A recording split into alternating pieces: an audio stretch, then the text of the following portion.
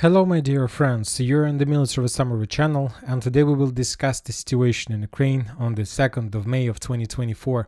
Today we have a lot of very interesting updates, so let's start. And first we're going to talk about Odessa and Kherson directions.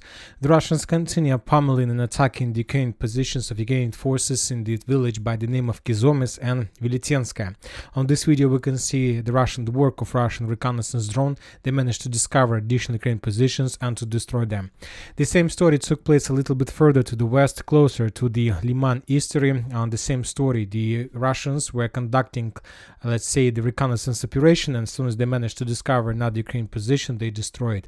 So this is very important because I'll remind you, a few days ago, the head of Ukrainian army Syrsky stated that Ukrainians managed to establish complete control over the island Nisterina, this one, and now the Russians are trying to probably to stay on the safe side. So if we increase the numbers of days even for 2 days, we see a significant number of Russian strikes, missile attacks, and drone attacks as well. So the Russians are trying to clear the area and to prevent any possible Ukrainian movements from this direction.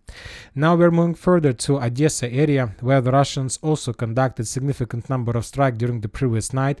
We have a lot of photos and videos from the area. For example, on this video we can see the strikes. This is the first video we received from the direction of how the Russians attack Odessa, and later we got more detailed video with additional, from another angle, with additional, let's say, visual effects. On this video there was one strike and there was probably 2 strikes or even more. So very heavy explosions. Most likely the Russians were using Iskander or something like this.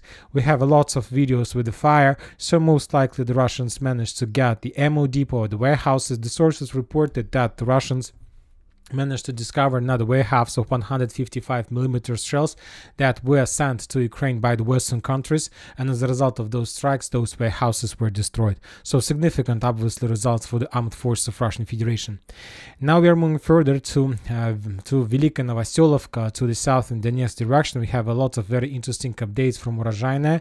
As you can see, we have adjusted the map and we have added the unconfirmed territories.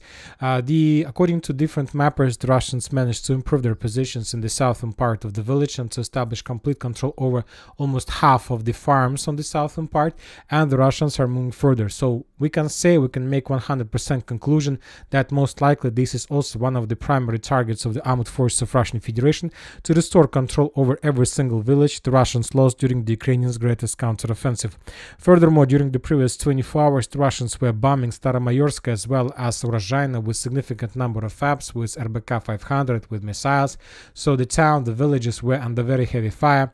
The Russians were clearing the area with drones, suppressing the Ukrainian anti-tank positions, machine gun positions, sniper positions, FPV drone positions, and the most important is that the Russians during the previous days were bombing this territory mainly with missiles, with aviation bombs, and now the Russians are using drones, which is like, let's say, before the ground operation stage. So the Russians are about to finish the stage, and then they're going to be another ground operation with the purpose to get as far as possible to the central part of the village. Furthermore, we got another important update, more precisely from the village by the name of Velika Novoselovka. The Russian sources published another video of how they managed to damage once again and maybe even to completely destroy the bridge between Vremivka and Velika Novoselovka itself. That bridge was under very heavy fire during the previous months. Probably 2 or 3 times the Russians were attacked this area during the previous months, and maybe 2, and now we got another video. So the Russians are trying to destroy these supply roads that goes from Velika Novoselovka to the south. So obviously a lot of things are telling us that this is the primary target for the Russian forces.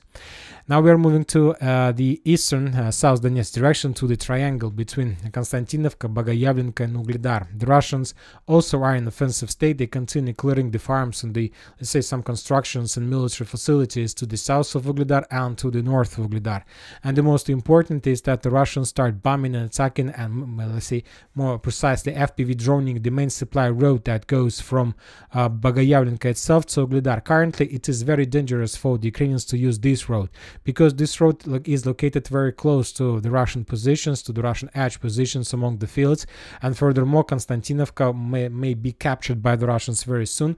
So now the Ukrainians try to find different solutions how to support their forces and their garrison in the stronghold by the name of Ugledar. So that's why they start using another road, Bogoyavlenka-Ugledar, which is also already under complete Russian FPV drone control. So from now on, there is no, let's say, safe road for the Ukrainians, how they can support their front lines and their positions from Ugledar to Konstantinovka.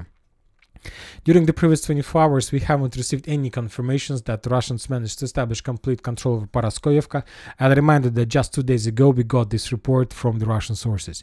Now we are moving to Konstantinovka. The Ukrainians managed to, we can't say stabilize the situation, the Ukrainians managed to bring significant number of reinforcements and reserves inside of Krasnogorovka with the purpose to slow down and to stop the Russians. So that's why the Russians can't move further, at least during today and during the next few days. Now they will pummel and attack the area with significant number of artilleries. So most likely before the victory day, the Russians are not going to make any attempts to attack the stronghold. Furthermore, the Russians continue bombing and attacking the main supply roads as well. That goes from Girnik, Kurachovka, and down to Krasnogorovka. A few more artillery systems were destroyed by the Russian counter-artillery duels. And the most important from the situation is the Russian focus and the Russian attempts to suppress and to destroy the Ukrainian positions inside of the town by the name of Girnik, this one. Correct me if I'm wrong, but something tells me that since the beginning of the special military operation, this is the first video of how the Russians were bombing and attacking this territory heavily with artillery rounds and with aviation bombs. So now the problem is that Ukrainians lost their possibilities to support the garrison in Krasnogorovka. If you remember, the Russians destroyed Karlovka Dam. There are very big problems with Nitailova, with this direction. So the only possible way how to support Ukrainians in Krasnogorovka is to use this road or this road. The Ukrainians can't use the southern road that goes from Kurakhova, Maximilianovka, Gostro, because this area is also located very close to, let's say, line of combat contact. So that's why the Russians understand everything. Furthermore, there is a railway, and the Ukrainians using railway can bring reserves very fast to unload them and then to send there. So that's why the Russians already established some certain control over the town with the purpose to destroy the reserves that arrives in the area. Now we are moving to Nivolskaya area, Pervomayskaya. Today we got the final confirmation that the Russians established complete control over the gardens to the south of Pervomayskaya. We have the video of FPV droning by the armed forces of Ukraine of the territory, and this information, this video confirms complete control over these gardens and over these fields. And for now we don't have any updates about this territory, whether the Russians managed to establish control over the fields or not, but most likely during the next few days we're gonna receive updates from this territory as well. Because if the information now we see that the information about control of the fields is correct, is right, so most likely there are no more Ukrainians in the fields. But another important thing, another important statement about Nivolskaya. If you follow different mappers and different Telegram channels, you may notice that according to some pro-Russian sources, most likely the Ukrainians managed to restore control over the village by the name of Nivolskaya, at least according to different sources on the ground and different Telegram channels. For now, we're not going to adjust the map because we need more reliable information. This is, if it's true, of course, it's significant, let's say, progress of the armed forces of Ukraine. For now, we don't have this information, and this is the only way, this is the only possibility how the Ukrainians can control the fields. Because without Nivolskaya, this is already a cauldron, but with Nivolskaya, it's still the foothold that Ukrainians can hold for some time. So once again, according to some sources, the Ukrainians may return control over Nivolskaya. Now we are moving to Очеретино direction. We continue receiving significant details, and today one of the most important updates is that the Russians, the Minister of Defense of Russian Federation, reported that as a result of heavy clashes, fierce battles in the village by the name of Berdichi, the Russians managed to seize control over the territory. So entire Berdichi from now on is under complete Russian control. So that's why I have adjusted the map, and now we see that we got and this is a very important thing. This is a very important thing that I would like to discuss with you, because a lot of mappers have already stated that Berdichi was taken maybe a week ago or something like this, or maybe let's say from week till 3 days ago. So most of the mappers stated, and sources pro-Russian, pro-Ukrainians confirmed control of Berdichi, and just after 5 days of probably clashes in the village, of 5 days of attempts from the Ukrainian side to counterattack, the Minister of Defense confirmed the information that yes, now we control the village completely for 100%, and we know for sure that the Ukrainians have no chances to restore control over the village. And this is very important because because we still, this, let's say, statement, this situation completely related to the configuration of the front line in the Chiretina direction, the Chiretina flower, because the Russians, according to different mappers, different resources, managed to establish complete control over Chiretina probably a week ago. The same story about Novokalinovo and Keramik. So these towns were captured by the Russians, according to Russian sources, a long time ago. But we still haven't received any updates. I'm not saying that the Russians haven't seized the control over the territory. Most likely the Russians captured the fields, captured Chiretina, captured Keramik, Novokalinovo. Furthermore, the Russians most likely managed to capture the fields between Novoalexandrovka and Arkhangelsk itself. But for now, we're not going to change the map to color this area as red, because we need stronger evidence.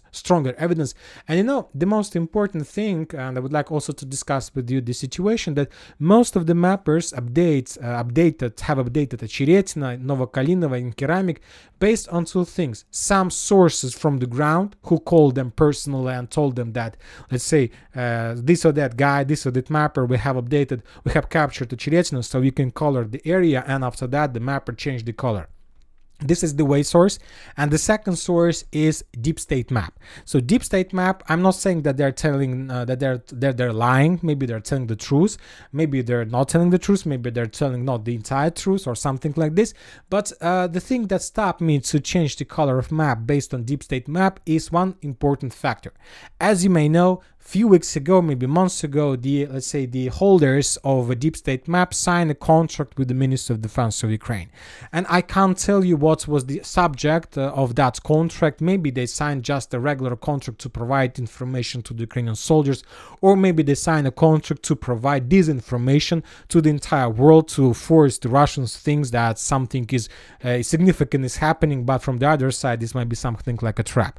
So for now, because of let's say, confirmed contract between Deep State and the Ministry of Defense of Ukraine, I'm not using this source as, let's say, 100% reliable. Of course, based on this information, we're adjusting the map, but not coloring the map to the yellow or to the red color. We need more evidence.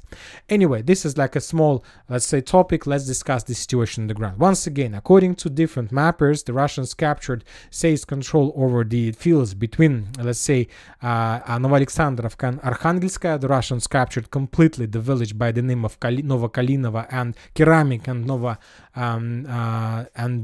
Arkhangelsk, and the Russians managed to enter the village by the name of Arkhangelsk. Today, the sources reported that during the previous 24 hours, the Ukrainians who abandoned their positions in Keramik and Novokalinovo and Chiretina, those forces were concentrated in the northern parts, somewhere here, and most likely they were trying to abandon their positions and evacuate further to the north in direction of Kalinovo, but the Ukrainian commanders ordered them to counterattack with the purpose to regain control.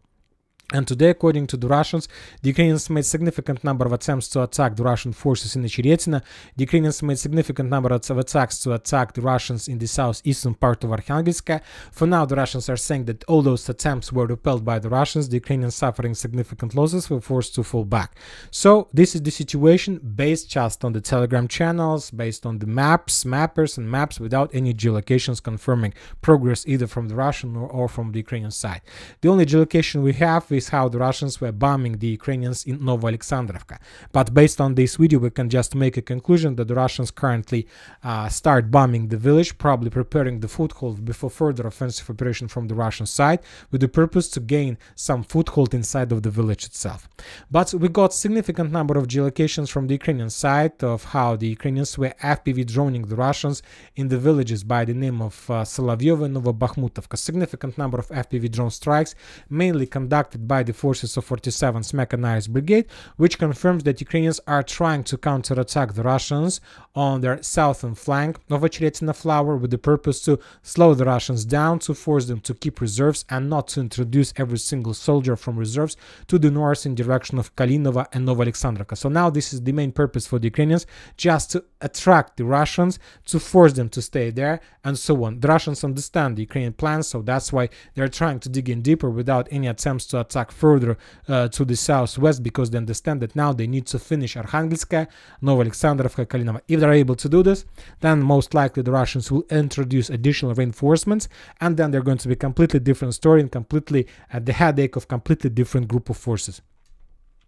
Now we are moving further. We are moving further to Chasiv Yar direction. We have lots of very interesting updates from the area. The Russians continue offensive operation. The sources report about additional progress of the Russians inside of the northeastern part of Chasiv Yar. The Russians are already in this part. The Russians are moving further in the eastern part. The Ukrainians are falling back, of course, after very heavy, let's say, explosions, after very heavy fight that Ukrainians suffered during the previous 2 weeks in Chasiv Yar. Of course, I believe that they're completely broken. They are not ready to fight with the Russians more, so that's why the Russians feel this as well, and they try to taste the Ukrainians, let's say, possibilities, and to see whether they're going to, let's say, fight with the Russians or they will run away to the Ukrainian bank of Chasiv Yar, of Seversky Donetsk River. Furthermore, the sources reported that the Russians managed to improve their positions along Stupki-Golubkovki forest and about to get the Seversky Donetsk-Donbass canal. Klishchiivka. During the previous 24 hours, the Russians conducted significant number of attempts to attack the Ukrainian positions, which confirms that meanwhile the Russian forces and Russian aviation is completely focused on, let's say, Chasiv Yar, the ground Russian forces decided not to waste time for nothing, for free, and they conducted few attempts to attack the Ukrainians in the northern part of Klishchiivka. Significant number of armored vehicles, significant number of infantry and troopers were involved in this offensive operation between Klishchiivka and Ivanovsk, and as we discussed, the main purpose of the Russians is to capture another, let's say, ground part of Seversky Donetsk-Donbass canal that located between the Ukrainian and the Russian side of this area. So they were moving there. Currently, we don't know for sure what exactly the Russians managed to achieve, but maybe the next few days we're going to receive more details from this area. Sieversk direction, we haven't received anything important, just the pummeling and preparation in the vicinity of Sporne. Just few important notes that I would like to discuss with you. The Russians continue bombing the area with RBK 500, and the Russians, after the preparation, after heavy bombing of the area with aviation bombs and the cluster rounds and multiple launch rocket systems, started and entered the next phase of the clearing operation with the use of FPV drones. We need to understand always, if the Russians start using drones, massively drones on a Ukrainian position, that means that this is preparation before the ground operation with significant number of infantry and armored vehicles. So most likely during, maybe even before the 9th of May, the Russians will make the first attempt to attack the village. Furthermore, the Russians continue bombing Verkhnykamensk, for now just with artillery, without any FPV drones. So this is not like the before beginning of the ground operation. There are still a lot of job to do, but the process is ongoing. Furthermore, the Sieversk was under very heavy fire. The Russians were bombing the area. So when talking about Sieversk direction, complete, we can say, military routine. It's destroying warehouses, temporary positions, suppressing, let's say, edge positions, trying to prevent rotations, and many other different things that sooner or later will lead to one result, the Russian offensive and possible improvements on the ground. South in Kupiansk direction, we haven't received anything, as well as from the north in Kupiansk direction, just a few videos of how the Russians were bombing the Ukrainian positions along the railways with RBK 500 aviation cluster bombs. Very interesting details are coming from Kharkiv direction, which I would like to discuss with you in details. First of all, today the Russian sources published the video how they managed to discover the Ukrainian HIMARS systems. After the Russians discovered those HIMARS systems, the Russians attacked them and destroyed them, probably with Iskander or Tornado S systems. The thing is that most likely the Ukrainians were using those HIMARS systems to attack the Russians in Lugansk with attacks, missiles that we discussed a few days ago. Now let's move to the borderlands, and we got a lot of very interesting details, and I would like to point your attention to this video because they are very important. On this video we can see the Ukrainians, the Russians, as a result of reconnaissance operations, discovered the Ukrainian forces and to attack them with missiles. So what is so important with the video, and the thing is that if we take a look at this video in details, you're gonna see that Ukrainians start operating on the direction with the convoys, with significant convoys, with significant number of forces, and most of the convoys are heading further to the north in direction of Vovchansk. This is very important because now the Ukrainians are in a hurry. They're moving their forces with the endless number, without even thinking about security, because they understand they need, regarding the losses, no matter what, to concentrate and to over-concentrate the the borderlands with the infantry in the vicinity of Vovchansk. And that was not the only video of how the Russians were destroying the Ukrainian convoys. We got another video. It's not a convoy, but this is also the video of how the Ukrainians were redeploying the tanks from Kharkiv to the Vovchansk, to the borderlands. We can say that it's a minimal convoy, and the Russians, as a result of Lancet strike, destroyed. So the most important thing that I would like to point your attention, the Ukrainians are trying to massively redeploy their forces to the borderlands. And and they're not, let's say, thinking about the security. And we have another video of another FAB arrival on the borderlands. The Russians continue clearing the area, and according to the sources, some sources are even saying it's the most, let's say, positive, let's say, scenarios by the Russians, that they're going to attack even before the victory day. Highly unlikely the Russians are going to do this, but who knows, I'm not saying anything. And now we are moving to Kharkiv itself. Today, the American intelligence recognized that Russian forces have the potential for breakthrough in Donetsk and Kharkiv directions, said the director of national intelligence, Avril Haines. So maybe he has some information, he can't lie, obviously due to his position. And when the situation is critical, of course, it's better to secure himself and to provide the real information about the situation on the ground. So according to the Americans, to the United States intelligence, the Russians do have possibilities to break through the Donetsk front line and Kharkiv front line. And another important statement today we got from the president of France, Emmanuel Macron. Today he provided us the details about possible intervention, possible redeployment of French troopers on the territory of Ukraine. There are a few things that if these few things are completed by the Russians and by circumstances, France will send forces. The first thing is that the Ukrainians will be defeated and the Russians are able to break through the Ukrainian defense belt anywhere. This is like the one option, let's say, not option, this is one, like, let's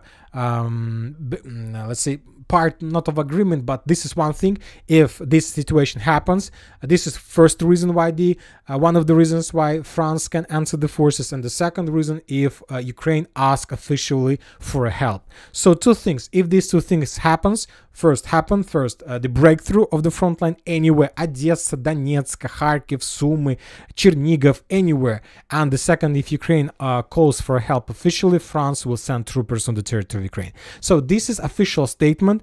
Obviously Zelensky, after he heard this update, will ask for help, obviously, maybe not today, maybe in a week or two, but he will help.